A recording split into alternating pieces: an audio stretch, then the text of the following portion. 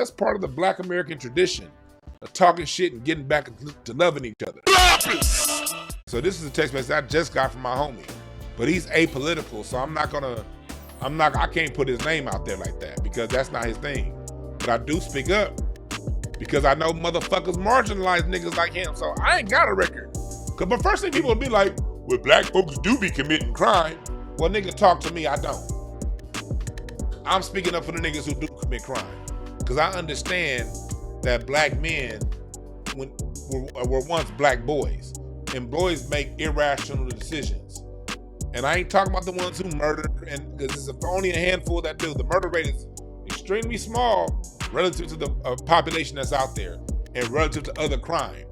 I'm talking about your people who just out there banging, trying to get around.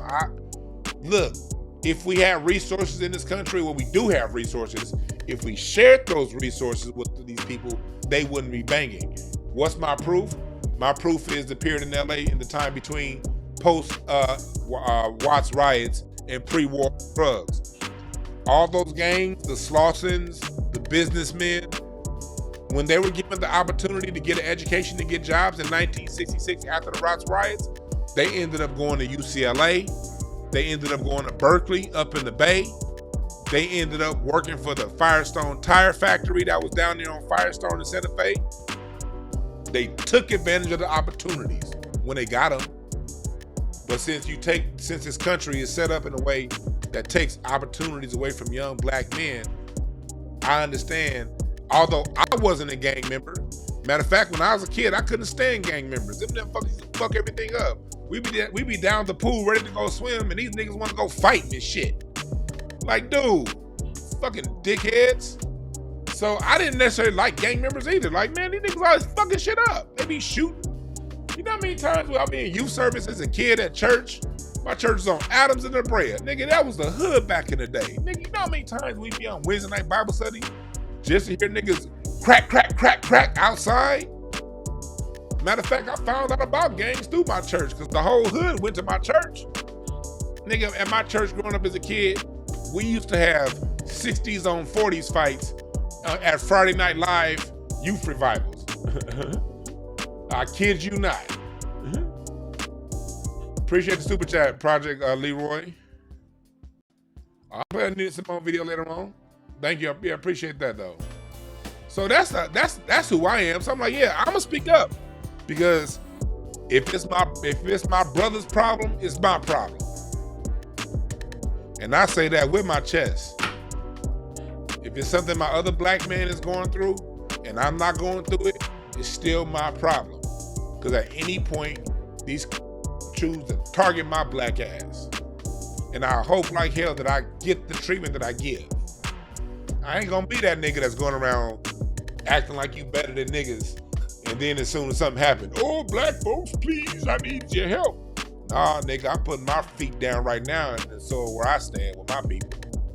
And y'all not always gonna agree with me. And I'm not gonna always agree with y'all. And sometimes when y'all disagree with me, I might choose to crack jokes and talk about your big ass nose or talk about, you know, your fucked up teeth and crack jokes because I'm an asshole like that. I'm a nigga. We crack jokes in disagreements, but we still love, you know? Still love. I might decide to say some shit about your ugly ass feet just because I feel like it. That don't mean I love you. That's part of the Black American tradition of talking shit and getting back to loving each other. So I ain't nobody's leader and I ain't gonna always be right. But I do stand on the side of what's right and what's wrong when it comes to my people. And this is wrong. And look at the last thing he said, bro. No, he said, so many people she affected industries for the dumbest shit ever. To all my people out there who are apolitical, I got a bunch of dope comic friends who they know how I get down. Yeah, I don't mind being that one to step out and tell the stories. I have courage. And not that says they don't. Everybody's route ain't this. Everybody just, and to say to people who don't do this is not that they're not courageous. Some people have different routes to this thing. There's some people who need to be all the way intertwined within the system for that shit to pop off. And that's good. We need people with this consciousness in those systems. And they shouldn't have to say anything, because if they do say something, the system is gonna eat them alive. You can't be a deviant within a system that's that corrupt. The system will eat you alive. That's what it's designed to do. The system is designed to eat people alive. I chose not to be a part of the system. And if I do deal with the system, it's gonna be at my discretion. And there's people in the system who are like this, who will speak up, because you know they're not all the way. It's different levels of being in the system. There's some people out there who are in the system of entertainment who just dabble their toe in that shit. I know I got some homies, they just put their foot in that bitch. They get a commercial here, they get a reoccurring role there, and they off the back to doing what they do. I got other people who they swimming in the system, but they in the kiddie pool. They got a TV show here, a TV show there, get a role there. But when it comes to going to all them weird ass parties, they kind of like, I'm good. Because everybody in the system ain't corrupt. Matter of fact, I'll go so far as to say 95% of the people in the system, in the entertainment system, have good intentions. I will go so far as to say that 90% of the people within the entertainment system have good intentions. They really, it's like the entertainment system is no different than your job or anybody else's job. There's levels to it. And most people are just there to get a paycheck. And if you're just there to get a paycheck, you don't need to be talking like I talk. I'll talk for you. And even with me, because I do dabble with working with the system sometimes, I ain't gonna say certain shit.